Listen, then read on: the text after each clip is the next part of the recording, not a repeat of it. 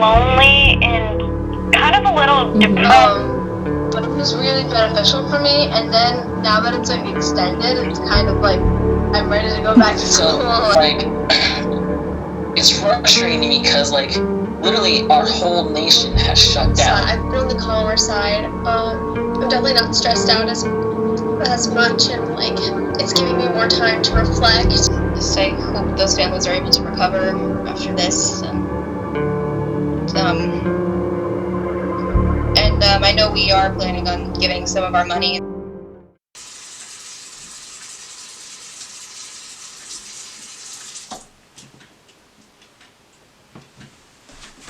Hi, I didn't see you there. My joke is so overplayed. But anyway. Hello everybody, it's Beanie Studios here, and welcome to episode 2 of the coronavirus series. Now first I want to start by saying that there is a coronavirus vaccine, and it's in the testing phase, and they're testing it on animals, but they've been working on it for 3 months, and hopefully they'll start testing it on humans. I also want to say that 41,000 people have recovered from coronavirus, which is insane. You know, we're making progress. Well, we've been making progress, but we're making more progress, you know?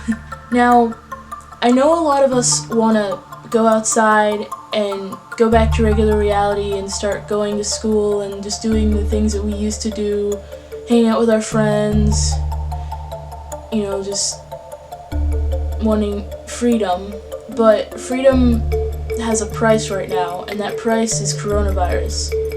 So, would you be, I know you want your freedom, but would you want your freedom and have to be sick in a hospital and dying? Or would you rather just stay home and stay safe with your families and stay in contact with your friends in different ways, you know? We all gotta hang in there, you know? I am, you are, my family is, your family is, you know? We gotta hang in there, guys. What you're about to see is, yes, more teenagers, more teenage interviews, more teenagers sharing their thoughts and inner feelings about the coronavirus. And here you go.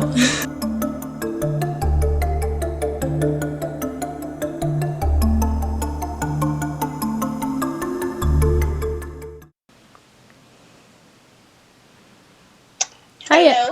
Hi, Abby. Hi. Oh my gosh, I'm not. Looks very nice. You look fine. You look so pretty. I went to the store and I disinfected all our groceries. Sorry. So, I'm going to be asking you a few questions about COVID-19, and you just answer them as honest as possible. Okay, fun. So, to start off, since you are a senior in high school, how has this virus affected you mentally? So at first it wasn't great because I was like, ooh, crap, my senior year is basically not going great. And then I got into college, which really just keeping my perspective as yes, we are moving forward and it will be okay. But since they announced that we're not going back to school this year, I'm very bitter. Mm-hmm. I don't know how to describe it, because people will post and they'll be like, oh, my freshman year is over, this is so hard. And I'm like, yeah, but you get to go back and see all your friends. I will never go back to school and see all of my friends. That's just it. Our theater class, I will never be probably all in the same room with them ever again. And I didn't know the day of. Mm-hmm. I didn't realize how much I would retain from that day because it was the last day, so now that's what I have in my memory. So yeah, fun. Okay.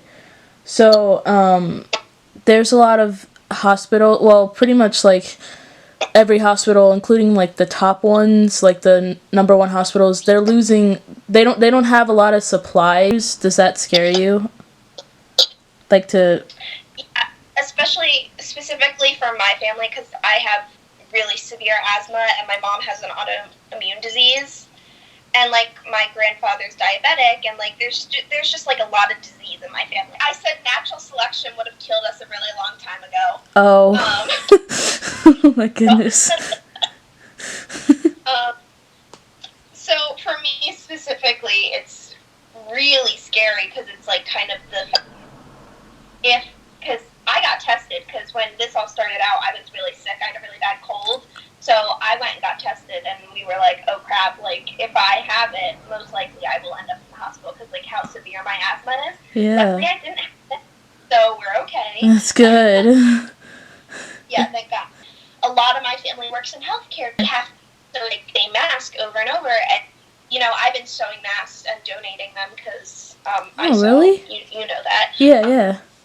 What? Yeah, I know you I've sew. Yeah, so that's been my quarantine project, making masks. But there's been a lot of recent violence towards Asian people because the virus originated in China, but pretty much everyone's blaming every single Asian person in the world. How does that make you feel? Terrible. Like, they didn't do anything. I'm a history buff, so I'm going to go really, really dorky right now. Very similar to Pearl Harbor in the fact that, you know, it was brought on, like, by Japanese, like, the attack was Japanese, but they took like hundreds of thousands of Japanese people of Japanese descent out of their home and put them in internment camps, which is terrible, and they didn't apologize for it until the 80s. And it's just that thing of, it's, as a society, if something bad happens, we blame it on the group of people. It's just this might be the wrong word, systemic, maybe, racism, but it's just terrible. And as people, we can band together and say, you know, this isn't right. But how much can we do as, like, individuals, especially because we're in quarantine and we're not connected? And as much as now more than ever we are connecting through screens, but this is also some of the loneliness, like, people have ever felt because you can't touch people. Like, I went to a funeral yesterday and I couldn't hug any of my... Yeah. And, like, we're a really, like, huggy-feely family. And my Memmy died. So, yesterday was her funeral. And we had to stand... We couldn't go to the service. Like, we didn't have a service in the church. We only did a graveside, like, burial. And we had to stand, like, 6 feet apart from each other. Like, we couldn't hug. We couldn't, like, say hello to anyone. We all had to wear masks and gloves. Mm-hmm. It was just, like... We Zoomed her funeral service. Like, we couldn't church, we Zoomed a funeral service, and it's just like, those things are so crazy. I don't know where this rant came from. I hope it's helpful. But yeah, back to connecting and whatever. But yeah, it's just like, how much can you connect to fight it if we can't be together? Right. You know? Yeah. That makes a lot of sense. Anyway. So, speaking of 6 feet apart, does it bother you that a lot of people are actually not, they're not actually committing to that rule? They're violating it. Like, they're not staying 6 feet apart, and they're also not going out with masks and gloves. Especially in Allentown, I haven't seen a single person go out with a mask and gloves except for my mom. Yeah. Well, we go out with masks and gloves because, like I said, me and my mom are really susceptible to it. But, like, my dad, but he's a mandatory, he has to go to work, because he's in shipping, so he's mandatory. And, oh, my dad does that too. Yeah. And it's just, like, me and my mom went to the store today, and there was, like, no one's listening to the rules. Like, it's just, I feel like people don't understand how scary it is for some people. Mm-hmm. They're like, oh, it's not that big of a deal, like, I can't get it. But you can. And they just don't understand, like, how serious this is. Right. To, like, well, like, if I got it, I would probably. The reason I have asthma is I have scarring on my lungs from when I had bronchitis when I was little. Anyway, not the point of the story. But if I had it, I would probably get a lot sicker, and it would be harmful to me, and it'd be harmful to my mom, who, like I said, she's autoimmune, and it's very scary that people aren't taking it seriously. So would you say that staying home all the time makes you more calm or more insane? How are the effects of staying at home treating you? It depends who you ask. I think mom thinks it's making me overly cautious. You seem pretty calm, and you said something about how you're very, very sanitary and very safe. You throw out grocery bags after you go shopping, which we do too as well. So, how do you feel about online school? Is it less stressful than regular school, or? Less stressful, but it's more depressing. I don't know how to describe it. I only had 2 assignments this week. I had to turn in math problems, and I had a Skype call with Mrs. Wagner about our monologue. And that is all I've done this week. But it's just depressing because I miss my friends, and I'll never see them again, most likely, some of them. So it's just sad. Aww. Okay. It's just yeah. No, sorry. You could keep going. Sorry, I just. Oh no. I'm just gonna talk about. I was just gonna say I'm depressed because I miss my friends that I'll never see again, because there's those friends you have in class, but you don't talk to outside of class, and you won't be friends past high school. Mhm. I just didn't get to say goodbye to them, and that makes me sad. Mhm. But that's it. That's my rant. No, it's fine. Rant on. That's what this is all about. Basically. So final question. You kind of answered a lot of my questions. So much. No, you're fine. So does the amount of deaths in the world scare you? Because there's more and more deaths every day. Yeah. Terrified.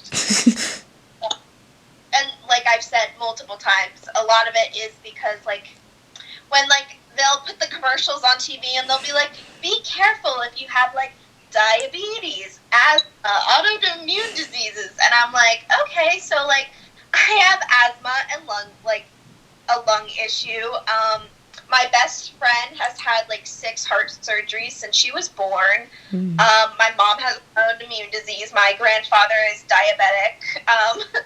So for me personally, it is terrifying because everything that is if you are more likely to die or get it worse or be health scarred from it forever. I'm all very close to people who have issues like that. So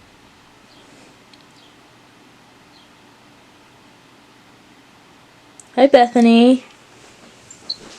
hi. So, Yeah. I'm going to be asking you a few questions about COVID-19, and you just answer them as honestly as possible. Okay. So, first off, how has this whole virus affected you mentally?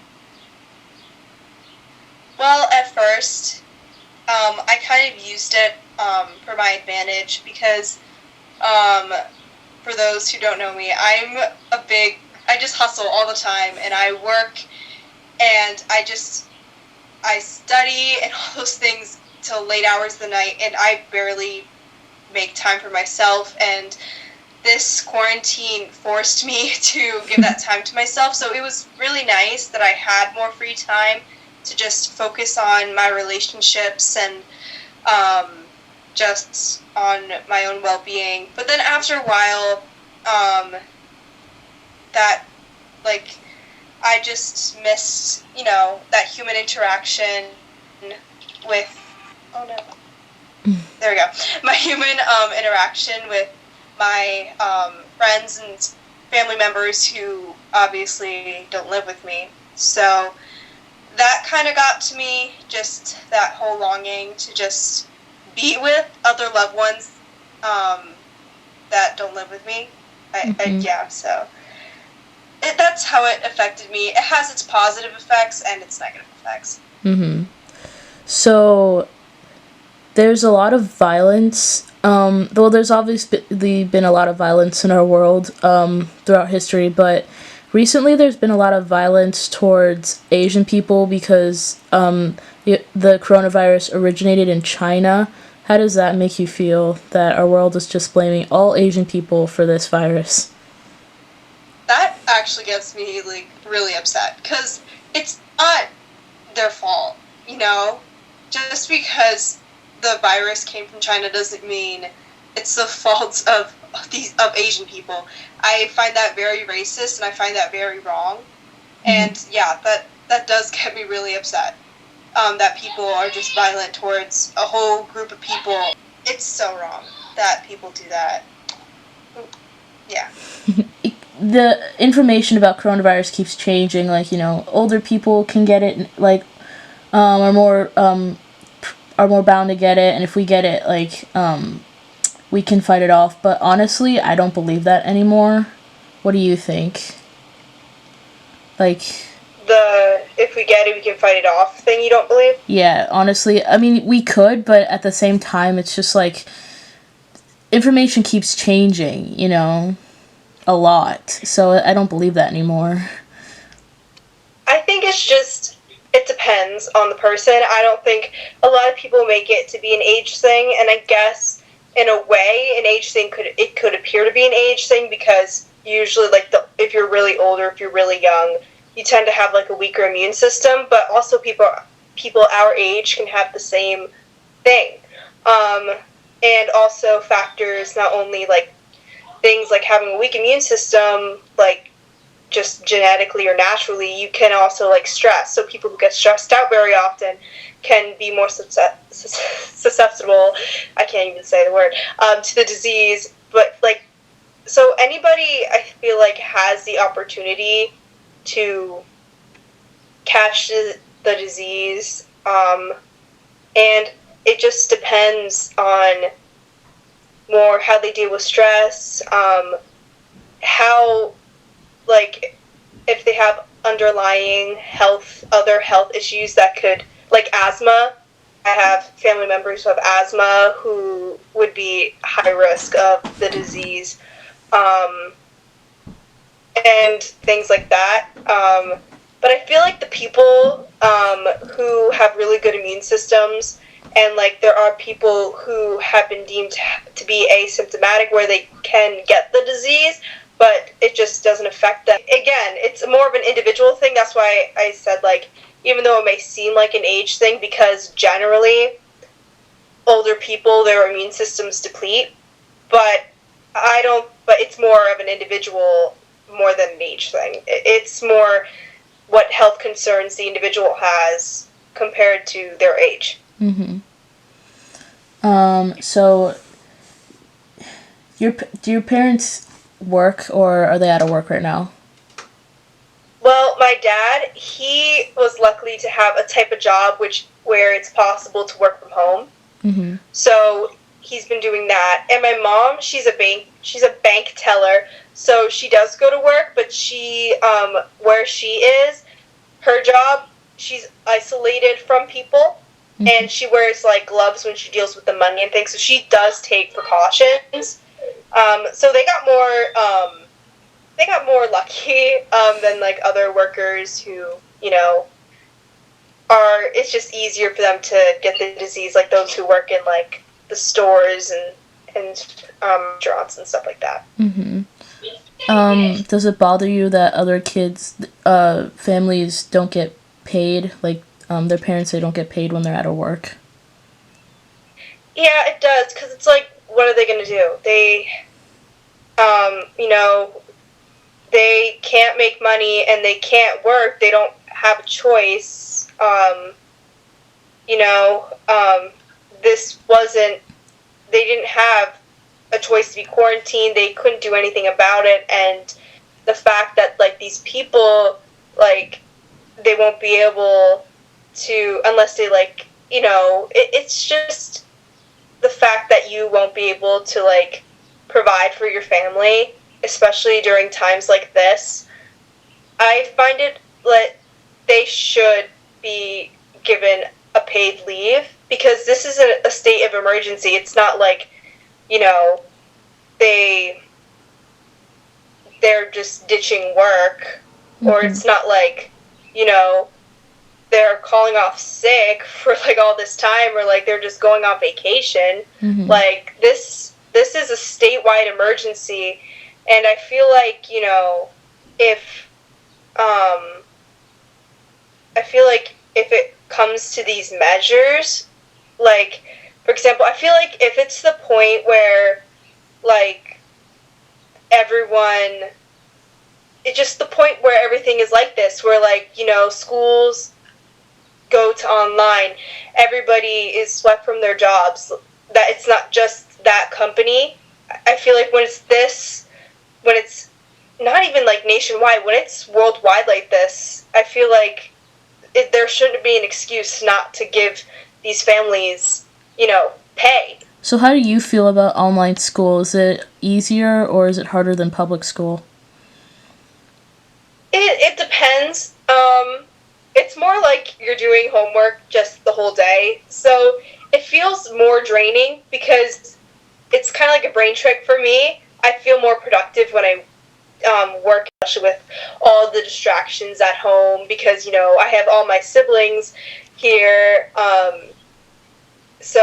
and they have their school too here, so it does get distracting trying to, like, manage when we all have meetings at the same time and stuff like that.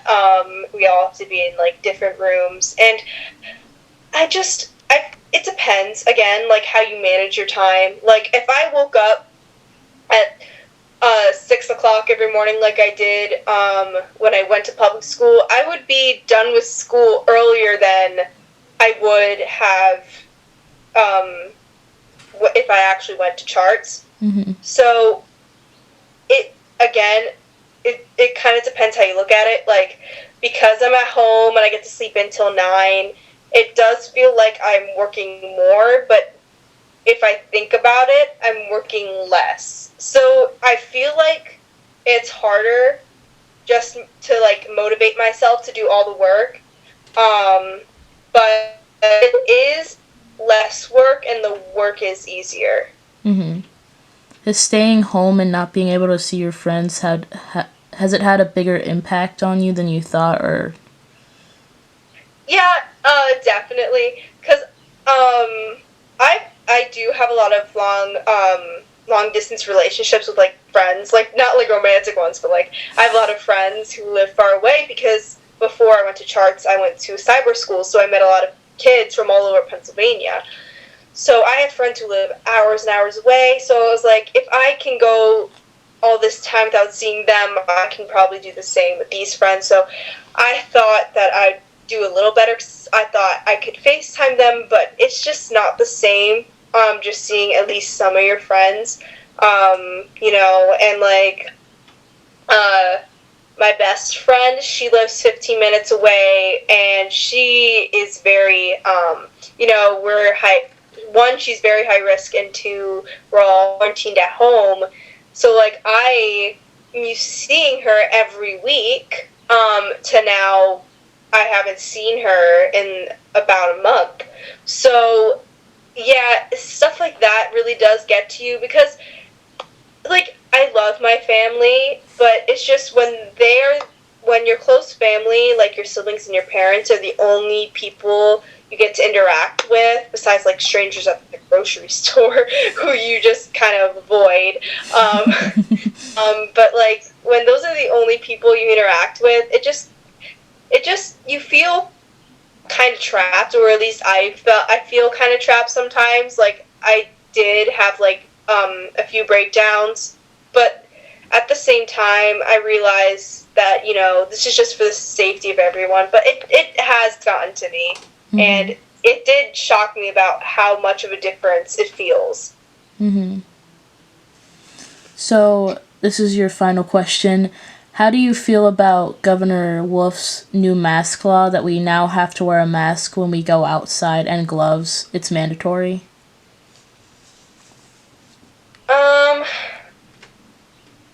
I'm not, I understand that we wear masks so that we don't spread, so we don't spread it to other people, and I feel like if we're going to, grocery stores and stuff like that, I feel like that's acceptable.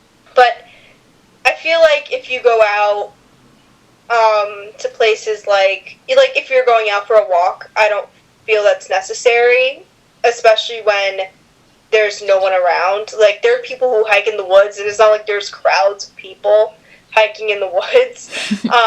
So I feel like that is not necessary, but I do understand the law where, if you're at a grocery store, just to, prevent the risks. But then that's also, how are these masks going to be available to everybody? Mm-hmm. Because there are, these masks now, because they're so high in demand, they're expensive. Making your own masks, but then it's just making sure everybody has that information, has the materials has the materials that they need to either create these masks or get one, are able, because there are people, and then that goes to this, where I've heard that, when people use their masks, some of their masks were mistaken, made them be mistaken as, criminals. And I'm like, if you're requiring everyone to wear a mask, you can't call the police on someone if their masks look suspicious. Yeah. Because if that's the only mask they have, there are some people who wear full-on gas masks, but that doesn't mean they're necessarily terrible. That might be the only mask they have available. So I do think that is what makes security harder to determine. But I feel if you see someone with a mask, that's not enough to call the police on them. If you see, because people, you have security cameras everywhere now. If you saw someone stealing something or doing something suspicious, then that's different than just seeing that they have a mask that looks suspicious. Mm-hmm. So that I feel security is going to change a lot because of it, but I do feel this will help slow the spread of the disease. If at least in things like grocery stores, wear the masks. Mm-hmm. And gloves. All right, thank you, Bethany. Oh, thank you. It was nice talking to you. It was nice talking to you too.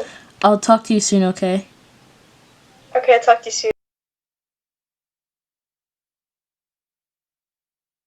Now, here we are, and all of a sudden we have to make up all of this unemployment in the country in less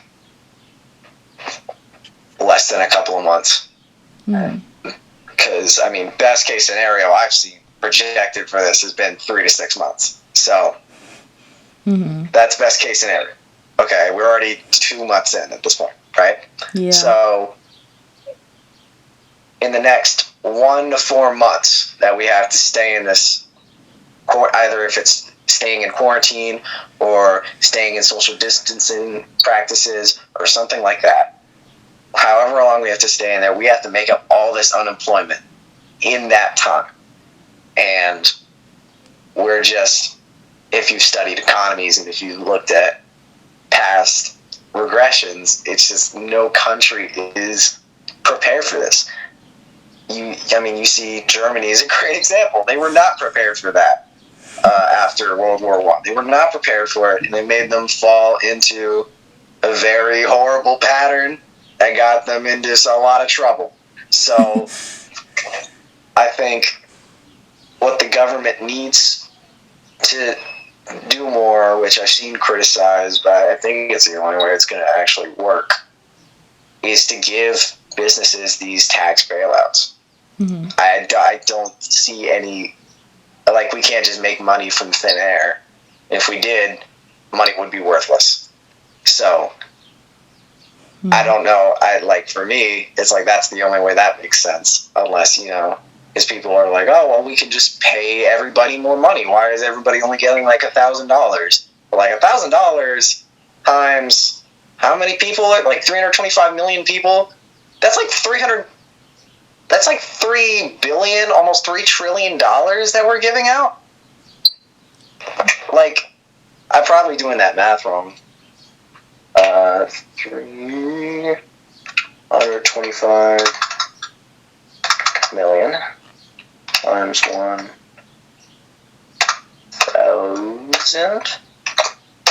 That's 325. 1,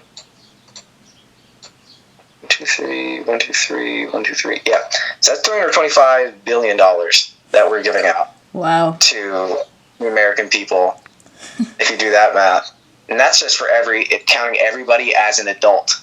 Because children get $500 as well. So add that math up for how much children are in the world, people under 18. I think over 10, I think, is the limit that they're putting to give this $500 out. That's a lot of money. Yeah. Or something. I don't know. I don't know if that's true. If it's the over 10 thing, but it's a lot of money we're giving out already. Right. And we need to make a lot of that up because we're already in debt. Because we're just we're making debt for ourselves, basically. Exactly. We're in debt to the government because the government is giving us all these loans and stuff. And if they just decide to expel them because it's all, a pandemic, then that's great. But they might not. So, it's a very scary time we're in, and I kind of just wish that, everybody in the world wasn't going in it at the same time, because then maybe some of our friends would help us out, but everybody in the world is going through it at the same time, so no one can help us out. Exactly. Because we're all in it.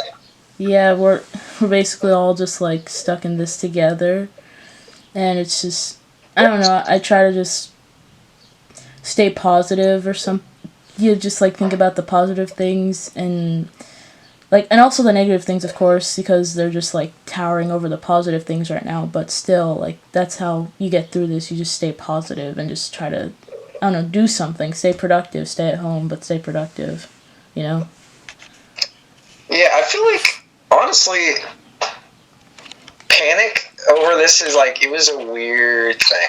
A lot of people are when it was first happening, people weren't that panicked, and the cases started rising, and then people were really panicked. And then the quarantine happened, and everyone was just okay with it, so they were less panicked. But now the quarantine is extended, and now everybody's panicked again, just because we got an extension. And it's well, yeah, no, excuse my language, but what? Yeah, because you're not being healthy, and there's a lot of people dying. That's why. Mm-hmm. Yeah, exactly. And I think the media is not helping with the panic. It's not. People trying to talk on the issue is not helping that much. It's really not. Mm-hmm. Unless someone has a great new idea. You know what I mean? But I don't think it's going to be a while till we have a great new idea. Right.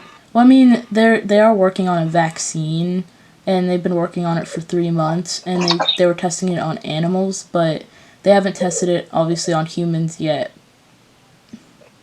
So, there's that. And we just recently centralized this virus. We didn't even have it in a thing. You know what I mean? In a petri dish. We didn't even have that, so we could make it more. It's insane. And then there's talks about different strains of it and yada yada yada, and then it's well, it was never gonna go away. Are we ever gonna be cool? Are we gonna be good? Are our kids gonna be cool? If I have a kid in the next 5 years, is the kid going to be immune? Or is the kid not going to be immune because Wait, what? is it not going to pass through genetics? 5 years? This immunity? Big. I don't know, whatever. Let's just say I have a kid in the next 5 years, right? And then... You'll be 21. Well, yeah, that's great. Sure. Let's say I have a kid in the next 5 years, right? That's when most people are having kids anyway, in their 20s. Okay, 30s. sure. That's when most people are having... Let's say someone in our generation, we have a kid, 25, right? Whatever, 21. Okay. We have that kid, and we're, let's say over the years, we're constantly exposed to coronavirus. Is that kid going to be, immune? Because both of their parents were constantly exposed to coronavirus? Like, what is this going to mean for everything? Like, it doesn't honestly make a lot of sense. And it's probably something that everybody should have been a little more afraid of happening, because of all the world-ending things that people could think of. It was like nuclear holocaust, World War III, the government reaching over the Constitution and putting us all into camps or whatever. Like that's what everybody thought it was. It was going to all end that way. But nobody was just like, what if the Black Plague comes back? Like, what if that happens? Like, nobody asked that. And then here we are. Right. I don't know, man. It's a little crazy. It really is. Thank you for doing this interview at last minute. No problem. I mean, I would have done it anytime. I don't have anything better to do. Yeah. I don't.